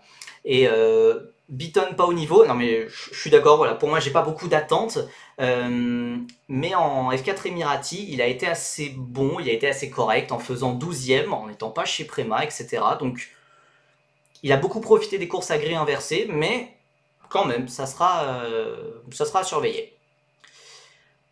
Chez les autres, ça va aller beaucoup plus vite car vraiment il y a des pilotes qui, je vais pas dire qu'ils n'ont rien à faire là, puisque pour moi tous les pilotes en F4 ils ont quelque chose à faire là. Hein. La F4 c'est l'entrée, hein, c'est le premier championnat, c'est tu sors du karting, le premier championnat qui est après, bah, c'est la F4, il faut bien débuter quelque part. C'est après qu'on peut dire, ah bah t'as pas le niveau pour la F4, t'as pas le niveau pour la F3. En F4, tout le monde a le niveau, mais il y en a qu'on s'attend à voir performer, il y en a qu'on s'attend à voir causer des safety cars en fond de grille, quoi.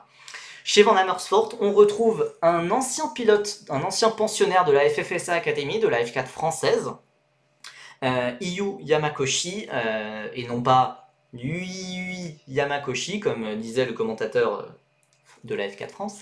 Bonjour. Voilà, donc Iyu Yamakoshi qui avait fait 5ème de Formule 4 française, qui a été très bon aux essais, donc j'ai vraiment... Voilà, je vais le surveiller, il sera chez Van Amersfoort, avec aussi Gustav Johnson, pilote suédois, qui était en British F4 l'an passé. Yui Yamakoshi, vraiment, je revois, je réentends toutes les erreurs qu'il disait, toutes les erreurs de prononciation, ça m'irritait les nerfs. Bref, chez PHM, on a un pilote dont je suis probablement le seul à être dans le hype train, à être dans le train de la hype, pour Andrej Petrovic, pilote serbe de 17 ans, qui a fait ses débuts en monoplace seulement cette année, cet hiver, en F4 saoudienne, et qui a fait vice-champion directement d'entrée de jeu, et qui, pour être tout à fait honnête, méritait le titre, car le champion, au final, Federico Alrifai, ne méritait pas vraiment le titre. Ne méritait pas vraiment le titre. Je pense qu'il y a eu pas mal de choses qui ont été faites pour le faire gagner, je pense. Voilà, par exemple, avoir un drapeau noir. Enfin, Federico Alrifai avait eu un drive-thru, puis un drapeau noir, puis avait ignoré le drapeau noir, un peu comme Enzo Dellini avait fait quelques mois avant. Et le drapeau noir a été annulé et a été transformé en drive-thru pur et simple. Et du coup, vu que Federico Alrifai avait gagné la course, bah, il a été rétrogradé au 10e ou 11e rang, et il a quand même pu gratter quelques points. Donc voilà, moralité, vous pouvez ignorer les drapeaux noirs, visiblement. Donc voilà, bref, je m'égare un peu, parce que la F4 saoudienne, c'était quand même un championnat assez folklorique. Mais du coup, Andrej Petrovic, pilote serbe, il a été... voilà, il m'a vraiment surpris. Pour des débuts en monoplace, il a été très bon. Il a été très très bon, donc j'ai hâte de voir ce que ça va donner. Et c'est aussi un pilote qui a un certain palmarès en karting, champion du monde dans les catégories Rotax Senior. J'aime bien son coéquipier chez PHM, Kadmeran ou je sais pas quoi. Ouais, il y a un gars qui s'appelle Kamal Merad, je crois. Mais bon, pour l'instant en monoplace, on n'a pas vu grand chose de sa part, mais c'est vrai qu'il. Enfin, moi aussi, dans ma tête, je fais le raccourci Kadmerad assez rapidement. Chez RS Grand Prix, équipe française, on a deux pilotes assez intéressants avec Enzo Ye. J'ai vu qu'il y en a qui en parlaient dans le chat de Enzo Ye, pilote de Taipei, enfin de Taipei, de Taïwan, qui a été assez surprenant, en F4 Emirati pendant l'hiver, 14e, avec pas mal de performances, je crois même des podiums. Champion d'Asie de karting, puis pas mal de tests, donc. Et puis ouais, il s'appelle Enzo Hier, ce qui est quand même assez cool, je suis d'accord. On a aussi Lucas Amalisto, pilote finlandais, qui a remporté un shootout, une compétition organisée par Air-Race. Alors il l'a remporté plus ou moins quand même, puisque dans cette compétition, il y avait Jules Caranta qui était le pilote le plus rapide, mais Jules Caranta a préféré se focus sur la F4 France. Jules Caranta, qu'on pourrait peut-être voir faire quelques courses de F4 italienne pendant l'année, mais pour l'instant il n'y a rien de fixé. En tout cas voilà, s'il fait des courses de F4 italienne, Jules Caranta, leader de F4 française actuellement, ça serait avec RS Grand Prix comme cet hiver en F4 Emirati. Mais voilà, le duo RS, Ye et Samalisto, c'est assez folklorique là encore, pilote de Taïwan, pilote de Finlande, mais voilà, pas dégueu en F4 Emirati et pas dégueu en karting avant ça non plus. Et là ensuite, bon, on va aller vraiment beaucoup plus rapidement. Chez Gensor Motorsport, on a deux pilotes qui se sont battus pour le titre jusqu'au bout en F4 d'Europe centrale, mais qui on n'a pas vu grand chose pour l'instant de leur part en Italie. Donc Ethan Ischer, pilote suisse du canton du Valais, pour ceux qui connaissent, et Renaud Francotte, pilote néerlandais. Je pense que malheureusement Genzer reste Genzer et ça va être assez compliqué en F4. Et chez AKM, on a un pilote dont j'ai beaucoup entendu parler de mes connaissances, de mes contacts italiens, Emanuele Olivieri, rookie, qui est considéré comme l'un des meilleurs pilotes italiens de sa génération. Le problème pour lui, c'est qu'il est chez AKM. Pas de chance. Donc voilà. Pas de Hideg, Kutskov, Wurz. Eux, non, ils sont. Alors, Hideg, non. Ils feront pas la F4 italienne. Ils font pas la F4 italienne et c'est assez dommage, surtout Kirill Kutskov, champion du monde de karting en titre. En tout cas, s'il fait de la F4 italienne, il n'est pas engagé ce week-end à Misano. Hein. Je vais remettre rapidement la liste complète des pilotes. Popov, Stak, Larini, Petrovic, Murad, Yamakotin, enfin vous voyez le nombre de nationalités, je crois qu'il y a 25 ou 27 nationalités, malheureusement pas de français, bon petit regret hein, par rapport aux années passées, mais ouais, pas de pilote français, peut-être qu'on aura un Jules Caranta qui viendra faire quelques piges ça et là. Mais j'ai l'impression que, ouais, non, Koutskov, assez décevant. Non, non, pas décevant. Enfin, non, Kirill Koutskov, il a été assez bon en F4 tchèque. Le problème, c'est qu'il n'était pas chez Genzer. En fait, en F4 tchèque, c'était Genzer Motorsport qui, en Italie, est considérée comme l'une des pires équipes, mais qui est quand même une équipe professionnelle et tout bien installée. En F4 tchèque, c'est l'équipe référence, quoi. Et Kirill Koutskov, il n'était pas chez cette équipe, il était chez Mafia Racing. Et Mafia Racing, qui est aussi engagé en F4 italienne, ça va être le divertissement. Ça va être le divertissement. Ça va jouer les 50e places au championnat. Voilà, Nathanael Berebi, très très très très loin du compte en Formula Winter Series. Voilà. Donc Koutskov, assez bon, mais le truc, voilà, on n'a pas l'impression que sa carrière a l'air Enfin, je sais pas, il n'arrive pas à avoir les bons contacts pour être dans les bonnes équipes. Donc actuellement, il est deuxième au championnat, donc c'est pas mal. Oscar Wurz, c'est très random sa carrière, mais pour l'instant, j'ai l'impression qu'il fait que la F4 tchèque. Oscar Wurz, fils d'Alexander, et du coup le petit frère de Charlie Wurz, qui est actuellement en F3. Après, voilà, parmi les autres pilotes, je pense qu'on a un peu fait le tour quand même. Petite mention pour Andrei Duna, le pilote roumain qu'on avait l'an passé en F4 française, qui avait marqué quelques points en début de saison et qui avait un peu disparu quand même au fil de l'année. Et je vais vous donner quand même mon petit pronostic. En général, quand on n'a pas forcément le financement F4, ça s'annonce compliqué et excite en endurance ou aux US assez vite. Ouais, malheureusement, c'est le souci. C'est le souci en formule de promotion. Voilà, en F4, le budget, ça reste primordial, que ce soit en F4, que ce soit en F2, que ce soit partout, malheureusement. Mon prono, voilà, je pense que Nakamura Berta a ce petit truc pour aller gratter le titre face à Freddy Slater. Thomas Stolzermanis, je le vois bien être la surprise de la saison. Voilà, on l'a pas très haut vu en F4 Emirati, mais je pense vraiment qu'il peut jouer devant. Donc je le vois troisième devant Aldairi. Alex Powell que je vois un petit cran en dessous quand même. Je le vois un peu flop en fait, au final, pour être honnête, parce que, enfin, un peu flop, c'est violent pour un pilote qui débute en F4, etc. Mais c'est un pilote qui a un gros palmarès en karting, qui est avec de l'Académie Mercedes, qui est avec l'Académie Mercedes, donc voilà. Je le vois un peu flop par rapport à ça. En parlant de ça, tu as vu la célébration de Ariel Elkin en USF Junior? Absolument pas, mais j'ai assez peur du coup. J'ai assez peur. Sixième, je vois bien Akshay Bora, qui est pour moi vraiment le meilleur pilote hors Prema. Ensuite, Yamakoshi, qui m'a fait une forte impression quand même en F4 française. Dion Gauda, la dernière Prema. Enzo Ye et mon petit chouchou Andrei Petrovic. Qu'est-ce que tu penses du niveau général en F4 italienne cette année? Pas aussi relevé que l'an dernier.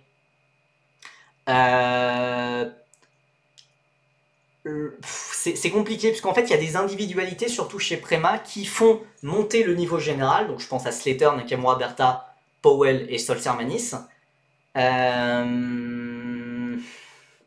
Mais c'est vrai qu'en dehors de ces quatre pilotes-là, c'est peut-être pas, c'est pas la F4 italienne la plus compétitive. Je pense l'an passé, on avait quand même pas mal de pilotes un peu plus cotés, qui étaient répartis dans plus d'équipes. Je pense que faut que je revoie. De toute façon, on refera une preview de la F4 espagnole, de la Freca, etc. Le week-end, enfin la semaine prochaine. Je vais essayer de revoir, mais je pense que la F4 espagnole a peut-être un plateau un peu plus compétitif, ou en tout cas aussi bien, puisque c'est un peu plus varié, c'est dans plusieurs équipes. Alors chez MP, ouais, on a Peebles, Gladish, Lammers, Alazari. C'est vrai que c'est assez fort. On a le vainqueur du volant Richard Mille aussi. Chez Drybeck, on a Juan Cota qui est très bon, un champion de F4 danoise, on ne sait jamais ce que ça peut donner. Campos, Tarnvanishkul, pilote Red Bull. Cardenas, Pliszowski, Rivera, Tai et Gozi, pilote Red Bull aussi. On a évidemment spécial dédicace à Nitran Mitrin, Douwe de Decker, le pilote belge. On a des pilotes très bons quand même. On a des pilotes très bons qui sont dans plusieurs équipes, dans 2-3 équipes. Et puis oui, on a aussi Thomas Stravon, le leader de Rodin Motorsport. Et bah j'ai envie de dire que la F4 espagnole est peut-être plus relevée. Enfin, Ouais, c'est plus équilibré. Genre, il y a plus d'excellents, enfin, il y a plus de très bons pilotes, mais il y a peut-être moins de talent générationnel. Voilà, je sais pas trop, je sais pas trop comment utiliser cette expression de talent générationnel, mais Slater, Nakamura, Berta, c'est les meilleurs pilotes de leur génération. Euh, enfin, alors que dans les pilotes de la F4 espagnole, tu peux pas dire ah ouais, lui, c'est le talent de la génération 2008. Tu peux pas trop le dire ça. Donc voilà, je pense que voilà, les deux championnats ont leur force et les deux championnats vont être très intéressants à suivre. Mais donc voilà. Ouais, Tarn Van Cool quand même. Ouais, Tarn Van Cool, bah, malheureusement, début en monoplace assez compliqué hein, pour lui. Et encore une fois, on va être très très gentil avec Tarn Van Cool ici. Hein, j'en avais parlé lors d'un live précédent, mais Tarn Van Cool, c'est un pilote qui est extrêmement loin de sa famille, qui traverse une passe assez compliquée, hein, de ce que j'ai compris, et qui n'est pas dans les meilleures conditions hein, pour performer. Voilà, il n'est pas dans les meilleures conditions pour performer, il est un peu abandonné par ses parents, et voilà, donc force à lui, mais ça va être très très très difficile.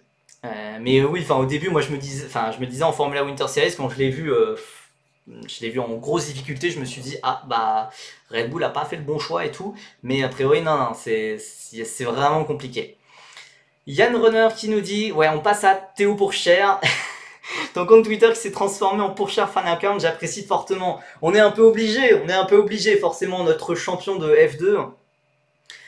Notre champion de F2 qui a été rejeté par la F1 et qui là se fait récupérer par l'IndyCar, on est obligé de le soutenir, surtout après toute la vague de mépris, de disrespect qui s'est pris après son titre de F2. On est obligé de le soutenir forcément. On est dans le train pour cher depuis 2018, hein, depuis ses débuts en F4, donc forcément obligé de le soutenir. Mais oui, évidemment, il y a un runner qui nous dit sacré enfoiré chez Arrow McLaren, faut bien le noter, c'est pas la première fois. David Malukas, le titulaire de la McLaren numéro 6, s'est fait virer. On rappelle qu'il avait été blessé en VTT lors d'une sortie en VTT en février au poignet. Sauf qu'a priori, il y avait une clause dans le contrat qui disait que si Malukas manquait 4 courses dans la saison, il était viré. Bingo. Il a manqué les 4 premières courses, y compris la course hors championnat, Thermal Challenge.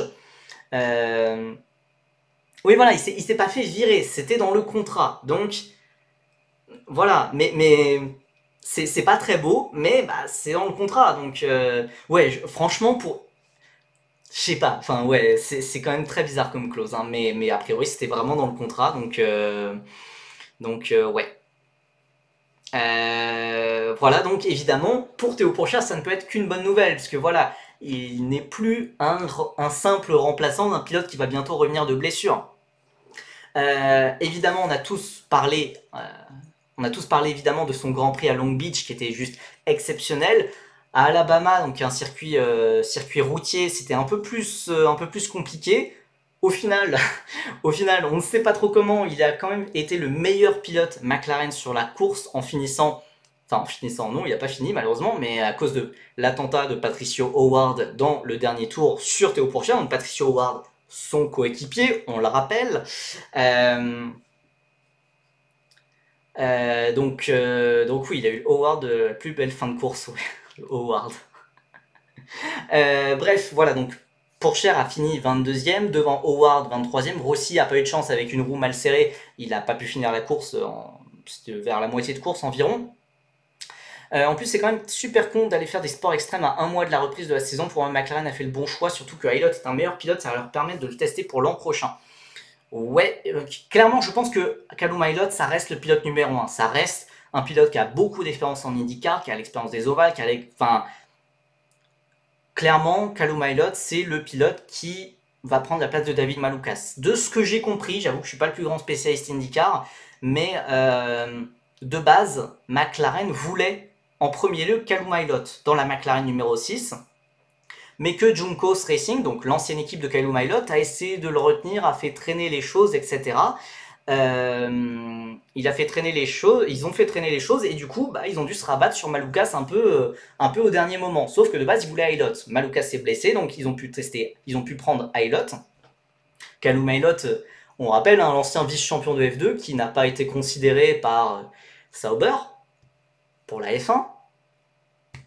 Ça fait beaucoup de points communs avec un certain Français. Donc voilà, Rossi devrait partir l'année pro pour Prema. C'est sûr, enfin, c'est parce que j'ai entendu pas mal de rumeurs hein, sur les baquets de Prema en IndyCar, mais ça pourrait faire sens, hein, ça pourrait faire sens, clairement. Donc voilà, pour moi, Ilott reste le nouveau titulaire de McLaren pour la voiture numéro 6. Le truc, c'est que la prochaine course, Callum Ilott sera engagé en WEC, du coup il faudra à nouveau faire appel à un remplaçant, et très probablement ça sera Théo Pourchaire. Ça sera un très gros test, je l'ai vu sur Twitter notamment, puisqu'il sera sur le Grand Prix routier d'Indianapolis, l'ancien circuit, à peu de choses près, l'ancien circuit qui était utilisé par le Grand Prix des États-Unis de Formule 1 de 2000 à 2007.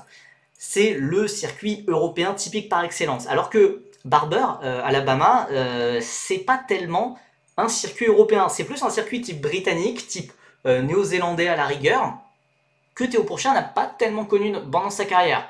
Indianapolis, le routier, là normalement ça peut être vraiment la maison, il sera bien préparé, etc. Donc voilà, je pense que Théo Pourchaire, il doit passer un cap. Il doit passer un cap surtout en qualification. On a vu que c'était assez compliqué pour le moment en qualification. En course, c'est bien meilleur. C'est bien meilleur. Voilà, Pourchaire il était en lutte hein, pour un top 15 hein, avant qu'il se fasse sortir par Patricio Howard. Donc voilà, ça restait quand même un bon week-end, enfin un week-end ok, pas étincelant, clairement pas étincelant comme à Long Beach, mais c'était un bon week-end. Mais oui, voilà, Pourchaire doit briller, vraiment, il doit être dans le rythme de ses coéquipiers en qualif, en course, et même, si possible, les battre, quoi. À la base, McLaren voulait Palao. Ah oui, s'en est suivi l'affaire qu'on connaît, puis Ilott. Mais comme ça s'est mal fini avec Junko, ça s'est pas fait, il a signé en WEC et Maluka c'était le choix par défaut. Ok, ouais. Après, il faudra pas oublier que c'est sa troisième course dans la voiture, hein, ça reste très peu, et c'est plus les formules de promotion, il y a des piliers de l'Indy. Ouais, mais justement, si Pourchaire, pour espérer faire le reste de la saison avec McLaren, je pense que voilà, Théo Pourchaire doit frapper fort, doit vraiment frapper fort. J'ai pas trop de doutes sur le fait que Théo Pourchaire va basculer à plein temps en IndyCar en 2025. J'ai pas trop de doutes, et je pense même qu'il pourra peut-être faire d'autres piges comme ça, mais si là il frappe fort comme ça d'entrée de jeu, je pense, enfin, s'il frappe fort à Indianapolis dans 10 jours, il y a vraiment grave moyen que McLaren lui fasse confiance pour le reste de la saison. En dehors des ovales, ou pour les ovales, ils appelleront certainement un Callum Ilott ou un pilote expérimenté. Mais donc, voilà. Après, de toute façon, à Barber, les McLaren étaient dans les patates tout le week-end niveau réglage. Alors, c'est sûr qu'en plus, Théo Pourchaire, il n'a pas rejoint McLaren au meilleur moment, hein, de ce que je comprends. Il n'a pas rejoint McLaren au meilleur moment, puisque ça est limite, c'est les deux pires courses, ça a été les deux pires courses de McLaren depuis un certain temps quand même. Hein. Percy, tu veux pas candidater chez Canal pour faire les commentaires? C'est terrible actuellement. Bah oui, évidemment, je candidate tous les jours hein, pour faire les commentaires. Maintenant, absolument pas en IndyCar parce que c'est pas ma spécialité, comme vous pouvez vous en rendre compte vu de quoi je parle actuellement. Mais en F2, F3, si un jour ils diffusent la Freca, oui, tous les jours. Moi, je suis totalement candidat. Maintenant, pourquoi c'est terrible actuellement? Puisque Anthony Drevet, moi, je le trouve toujours aussi excellent quand il fait la F2, la F3. Donc, moi, clairement, je peux pas remplacer Anthony Drevet. Hein. Je peux pas remplacer Anthony Drevet. En IndyCar, ouais, en IndyCar, je peux pas remplacer. Je peux pas le remplacer. Je m'y connais clairement pas assez en IndyCar, je serais une fraude absolue. Hein.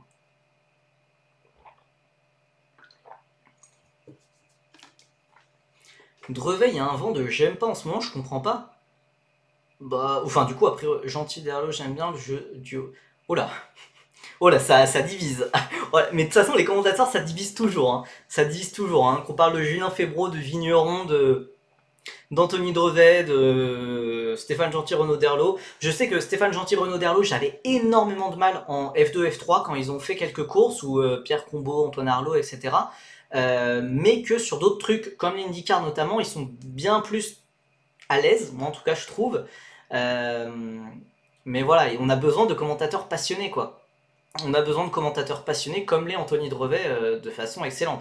Febro, tout le monde l'adore, non non, il y a des gens qui le détestent hein, et qui passent sur la télé belge, alors que pour moi, Febro, c'est quasiment la référence pour moi. Ah ouais, je vois, ils sont super imprécis, moqueurs envers les pilotes et ils se trompent tout le temps. Ah, bah après, moi, vu que je m'y connais pas en IndyCar, moi je me rends pas compte quand ils disent des bêtises, c'est le souci. En F2 et en F3, je me rends compte quand il y a des bêtises qui sont dites. Mais je sais que ça, c'est des remarques qu'on a pas mal entendues, notamment le week-end dernier sur Franck Montagny, quand il est en duo avec Julien Febro, et sur ça, je suis un peu d'accord, ça fait un peu discussion de comptoir, et c'est, ouais, pas super pro parfois, mais Julien Febro, j'ai vraiment aucune critique à faire, quoi. Genre, Drevet, par contre, c'est toujours un bonheur de l'entendre, mais alors ça totalement. Ça totalement. Pourchia ne roulait pas avec le même numéro en F1. Selon le Canton, en Belgique, c'est le... Mon tweet. Bref. Écoutez, on va bientôt se quitter. Je vous laisse avec les horaires de la F4 italienne, de la F1 Academy et de la F1 quand même, puisqu'on rappelle qu'il y a quand même Grand Prix de F1 à Miami.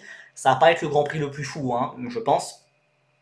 Febro, je l'entends depuis sa période RMC, donc j'ai l'habitude, mais pour moi, Febro, c'est tellement de commentaires iconiques depuis sa période RMC, sa période Canal, etc. Il y a tellement de trucs iconiques. Enfin, pour moi, c'est le commentateur sportif par excellence, quoi. C'est génial et c'est une inspiration. Hein.